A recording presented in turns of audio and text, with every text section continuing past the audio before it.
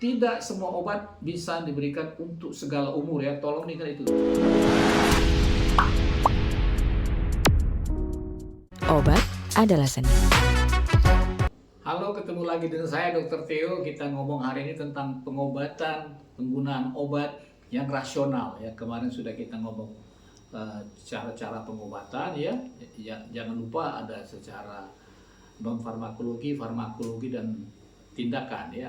Hari ini saya akan membagikan pengalaman sebagai dokter untuk para mahasiswa ataupun masyarakat pada umumnya tentang penggunaan obat yang rasional ya. Jadi yang pertama adalah tepat indikasi. Jadi obat itu diberikan berdasarkan indikasi. Dari mana kita tahu tepat indikasi? Kalau seorang dokter tahu diagnosanya. Jadi secara umum penyakit ada dua, infeksi dan non-infeksi. Jadi kalau infeksi dibuktikan dulu dengan infeksinya ada gitu. Contoh di sini saya buat demam tifus atau tifoid ya. Dinyatakan positif itu kalau ditemukan secara laboratorium adanya kuman salmonella. Atau misalnya penyakit TBC dengan pemeriksaan laboratorium ditemukannya bakteri tahan asam atau dalam sputum, dalam dahak seseorang ya, di laboratorium ketemu kuman itu positif atau ronsennya positif. Nah, demam tifoid TBC itu disebabkan oleh bakteri ya. Jadi dokter drug of choice-nya atau obat pilihan untuk bakteri adalah antibiotik. Itu yang disebut tepat indikasi. Penyakitnya infeksi, maka dikasihkanlah antibiotik. Sebenarnya infeksi ada 4 ya. Bisa disebabkan oleh bakteri, drug of choice-nya antibiotik, bisa disebabkan jamur, drug of choice-nya anti jamur, bisa karena virus, drug of choice-nya pasti antiviral seperti COVID kemarin, dan yang terakhir adalah parasit ya. Parasit dikasihkan antiparasit, misalnya kasus keputihan pada wanita gitu ya, ada yang disebut karena Trichomonas vaginalis ataupun malaria, itu karena parasit, dikasihlah antiparasit ya. Nah di sini kebetulan adanya penyakit infeksi karena salmonella, kita kasihkan antibiotik, biasanya bisa chloramphenicol, itu yang lama, thiamphenicol boleh, yang baru sekarang adalah golongan quinolone ataupun golongan cephalosporin ya. Jadi itu harus dimengerti kita. Jadi tepat diagnosa menentukan nanti tepat indikasi atau penentuan drug of choice, obat pilihan untuk penyakit. Jadi biasanya penyakit ada drug of choice, obat pilihan. Tapi belum semuanya ya, terus terang secara dunia farmakologi belum semuanya ada drug of choice untuk suatu penyakit. Misalnya kalau penyakit infeksi yang mudah adalah DBD, sampai sekarang tidak ada anti DBD ya, hanya pengobatan pemberian cairan ataupun cairan plasma. Yang kedua bisa tepat indikasi kalau sudah ada tanda-tanda infeksi jelas, misalnya pada luka ada nanah, nah itu berarti ada infeksi, ya. Nah, itu boleh langsung dikasihkan obat, tapi ada obat-obat yang harus berdasarkan laboratorium dibuktikan dulu bahwa itu benar disebabkan bakteri, jamur, virus ataukah karena parasit. Jadi untuk yang ini nasihat untuk yang muda-muda ya, terutama remaja putri, itu kalau keputihan hati-hati ya, mesti tolong diperiksa dulu ya. Keputihan bisa karena bakteri, bisa karena jamur, dan yang terakhir adalah bisa disebabkan oleh parasit ya. Jadi diperiksakan dulu laboratorium biar tepat obatnya.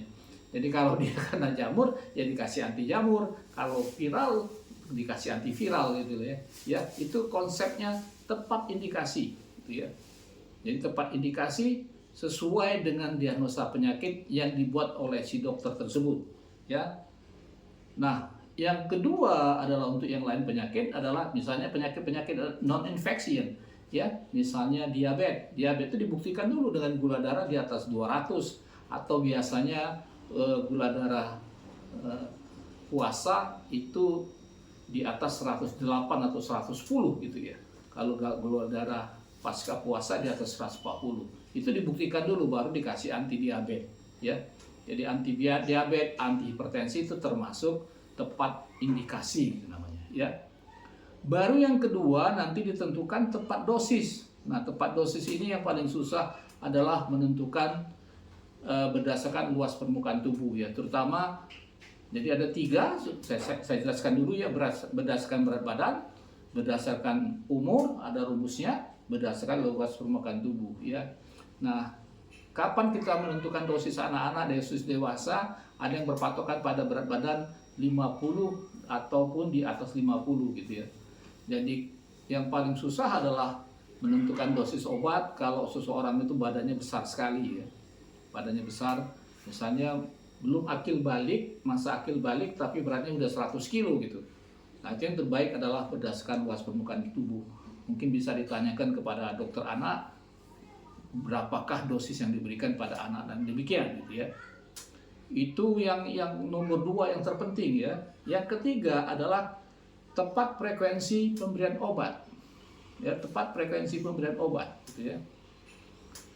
Nah, tepat frekuensi obat ini tergantung waktu paruh obat. Jadi tidak semua obat itu 3x1, ada yang 2x1, ada yang 1x1. Itu berdasarkan waktu paruh obat. Waktu paruh obat itu masa obat dalam tubuh gitu ya. Ada yang juga yang agak lain dari yang lain, misalnya cotrimoxazole, dia 2x2 gitu ya, 2x2. Dan juga yang terakhir adalah ikatan obat dengan protein yang menentukan waktu paruh tersebut. Nah, balik ke soal tepat dosis tadi, ada satu kelupaan saya berdasarkan umur. Tidak semua obat bisa diberikan untuk segala umur ya, tolong ingat itu sekali lagi.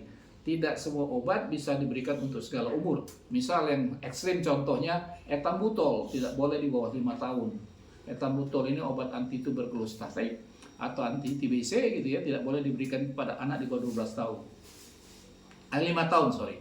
Ada obat misalnya roxantidin, itu belum dipasarkan di Indonesia, itu obat emah gitu ya, untuk ulkus itu tidak boleh di bawah 14 tahun. Dan yang terakhir misalnya yang baru penelitiannya adalah golongan quinolone, misalnya ciprofloxacin, ofloxacin, norfloxacin tidak boleh diberikan di bawah umur 22 tahun. Ya. Ya. Itu dulu, nanti kita lanjutkan lagi ke